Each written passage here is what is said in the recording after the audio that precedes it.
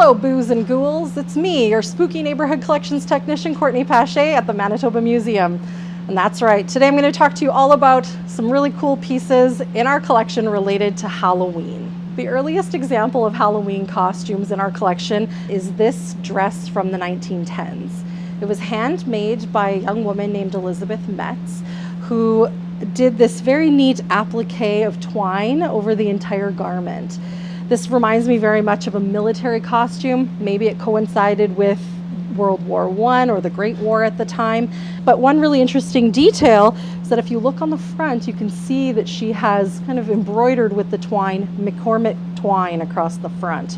I love the details on this costume, and it's really an interesting indication of costumes from that time period. So while lots of people were wearing something specific like a witch or a ghost or a cat, we also had people who would just be wearing fun, festive, sort of frivolous clothing to celebrate Halloween with their friends. As time went on, companies started selling commercially made costumes that were accessible to the public. An example I have here is from the inventory of the Ukrainian booksellers and Winnipeg Musical Supply Store, of which we received a ton of artifacts several decades ago. This particular example is really interesting because it's not made out of plastic or fabric like a lot of costumes we're used to. It's actually a paper costume. It comes in an envelope like this.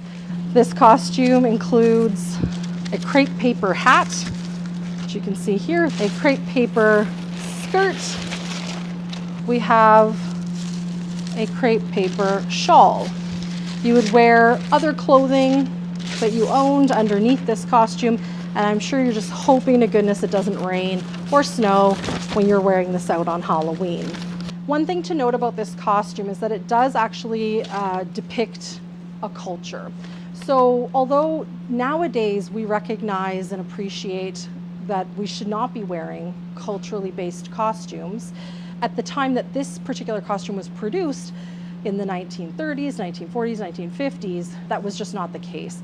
So this costume is supposed to be a gypsy or a Romany person. We would not wear those costumes nowadays. So as we near the 60s and the 1970s, plastic became a common material used to make Halloween costumes. And we have some examples here of some masks that people would have worn as part of a costume. This one does not say it on the label, but I'm pretty sure is Jackie O. We also have some children's-sized masks that depict pirates and a little monster. Why are we wearing costumes? By and large, nowadays, it's to celebrate, to have fun, but above all else, it's to go trick-or-treating. You roll up to a house, you yell out trick-or-treat, or my favorite, Halloween apples, and someone pops out with a little bag filled with candy. And we have a few examples of these with our little trick-or-treat Happy Halloween, or our little trick-or-treat bags that would be filled to the brim with something sweet. Thanks so much for joining me today as I talk to you about lots of these cool Halloween objects in our history collection.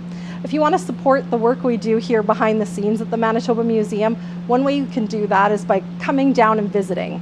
Coming up, we have a really cool event called Halloween Takeover. If you want to find out how to get tickets, visit our website, manitobamuseum.ca/Halloween Takeover, for all the information you need. Have a great and safe Halloween.